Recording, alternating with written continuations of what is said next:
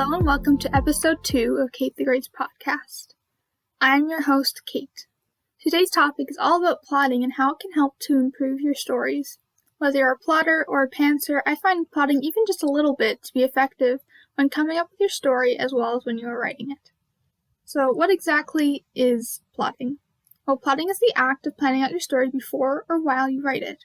There are many different ways to plot, which I will talk about later in this episode.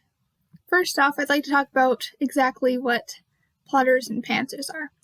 If you don't know, plotters are what we call writers who plan their novel extensively before they write. Pantsers are what we call writers who do not plan extensively or dislike the act of plotting their novels or story. I fall under the category of a pantser.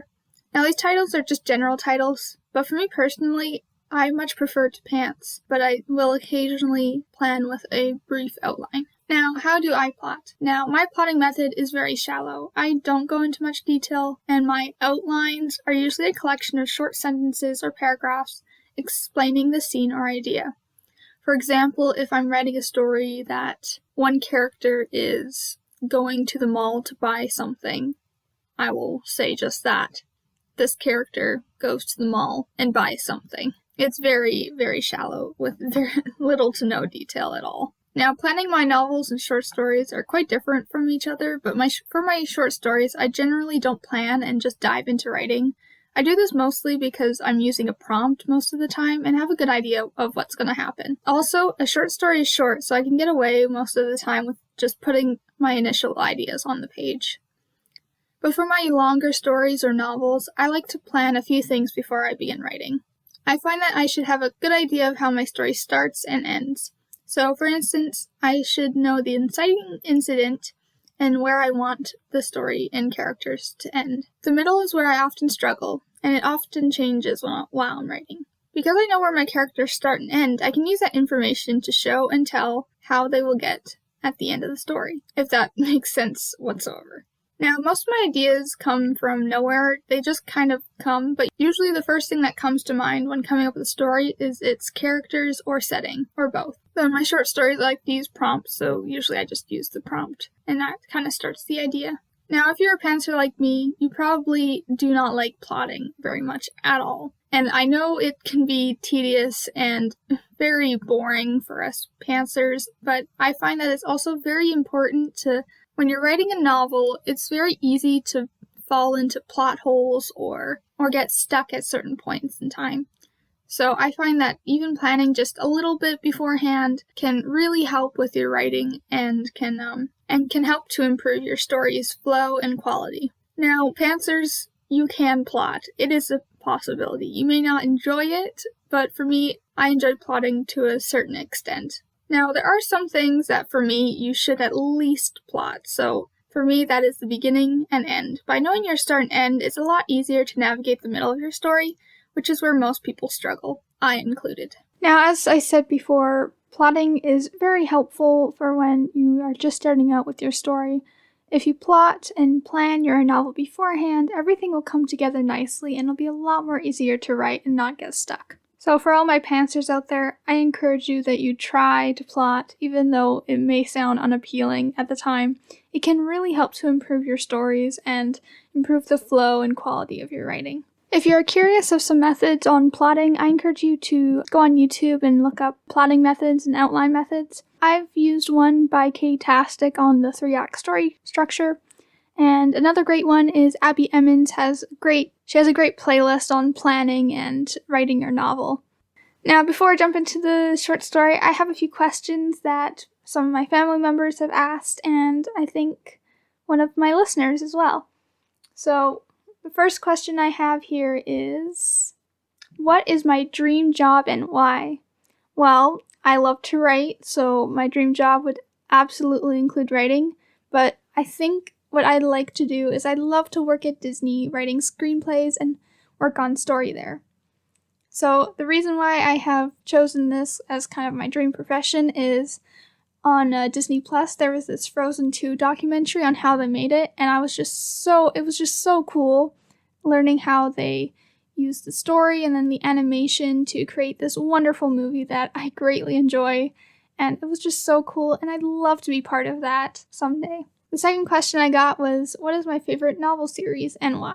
I have many favorites, but my favorite of all time is The Inheritance Cycle, or the Aragon series by Christopher Paolini. I will be dedicating an entire episode to this series, so I will not reveal why I love this so much yet, but stay tuned for that because it will be in one of the episodes. Another series I also really like is the Fablehaven series by Brendan Mull. They're terrific books and a very good after Harry Potter read, which is when I read it. My next question and final question is, what is my favorite book, and again, why?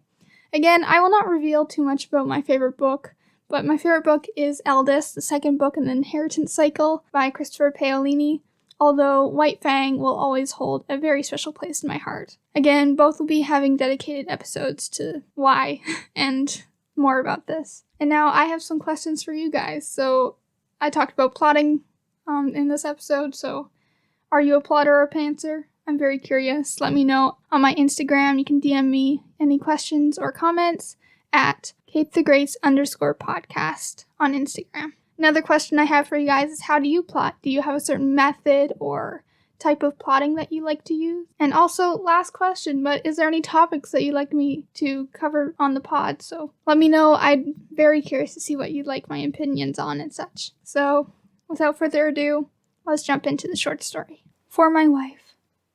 Run, she said. Run and don't look back. I did not know what else to do, but I did not want to leave her. Go, you idiot, she yelled at me. I don't want to hurt you. Tears filled my eyes. She was right. I was an idiot. How could I have ever thought I could help her? How could I ever have thought she needed me? But no. I was a pain she did not need. A responsibility she could not take care of. So, I ran. I ran away from her, back the way we had come through the trees. Her scream echoed throughout the night as I sped away at top speed. I wanted to turn back. I wanted to help her, but I could not. She would tear me apart. I rounded the curve of the dirt road and entered the village where we had both grown up. I could not go back to our house. She would find me there. So I headed to the bar, the place she would never have found me. I walked into the bar out of breath and sweaty. Many men had gathered there tonight, most of them laughing and flirting with a woman serving drinks and food. I crossed the room of chairs and tables and sat at one in the corner of the room so I could observe everything. A woman came up to me and asked, "Could I get you anything, sir?" I sighed and said, "What the heck, I'll have a beer." She left to retrieve it. My mind started to wander again to Ednia. She was suffering, and I knew it. But I could not help her. She had to do this on her own. Since we had started dating, I knew her curse would get in the way of our happiness, yet I still persuaded her to stay with me, though she had told me over and over again that I could get hurt. The woman came back with my drink. I took a large swallow. She shouldn't be alone, I thought to myself as I downed another gulp of beer. I fiddled with the ring on my finger as I thought. Within minutes, the beer was gone. My head felt fuzzy, and my thoughts began to become jumbled. I had not drunk beer in years, and it was really getting to my head. I decided I'd better leave before I made a stupid decision. I left my payment under the empty mug before walking out of the bar into the cool night air. I looked in the direction of the forest. Ednia was out there somewhere in pain and alone. I longed to help her, but what could I do? Nothing. I was headed in the direction of the inn when a noise from behind me drew my attention. I turned to see my wife, Ednia, limping from the forest. The moon was still out. She should not have turned back yet, but it was her. "Reed," she called to me. "Help. I was injured." With my head still fuzzy from the beer, I ignored my better judgment and came to her. "You should not have turned back yet, my dear," I said, confused when I reached her. Her leg was covered in blood. She had a deep cut running down her calf. But something wasn't right about the cut. "You're hurt. What happened?" I asked, scooping her up into my arms. I was by a thorn bush when I turned. I must have scraped my leg then. Again, my head swayed and my thoughts blurred. "We should head home," Ednia said. "I need to clean my wound." "You're right," I said, and began the walk home. Once at our home, I carried Ednia into the bedroom and deposited her on the bed. Then I went to retrieve the water and bandages we kept in the kitchen. When I returned, Ednia was not on the bed where I had left her. Then the door slammed behind me and I turned. Ednia was there, leg healed and smirking. I thought you had turned," I stuttered in disbelief. I knew I was in danger now. "I have grown," she said in a sinister voice, very different from my wife's. "I know your weakness." Ednia began to walk towards me. I dropped the water and bandages I was holding and backed up, but soon I was pinned against the bed. I was in great danger and my head was still fuzzy from the beer. Ednia bared her teeth and charged towards me. I moved and found myself in the corner of the room. There was no way out. Then I spotted it. Ednia again charged towards me, but this time she got me. I was pinned against the wall, her fingers at my throat. Now, you die, she hissed. But I did not let her have the satisfaction. Plunging my fist into her stomach, I rolled out of her grasp and to the side of the bed. Ednia growled. I snatched the knife my wife had told me to keep under my pillow. Ednia launched herself upon me, snarling. My blade plunged into Ednia's chest, causing a pain-filled scream to escape her lips. Her voice shuddered. Her body gave out. I laid with my wife's body limp and bleeding on top of me. No, I said, as the realization of what had just happened washed over me. No, I screamed as I shifted her body off mine and onto the bed. I stood, looking at the lifeless body of my wife on the bed. I had done this. I had killed her. Loss swept over me like the waves of a storm. She was gone. Ednia, my wife, was gone. I would have done anything for my wife, but now she was gone. My sorrow-filled sobs filled the night. Ednia, my wife, who I would have done anything for, was gone. Thank you all for listening. If you enjoyed the story, please let me know on my Instagram at KateTheGreats_podcast on Instagram. I'd love to hear what your thoughts are on this story. See you next time, and as always, make sure to pursue your passions, for one day your dream may become your reality. Bye!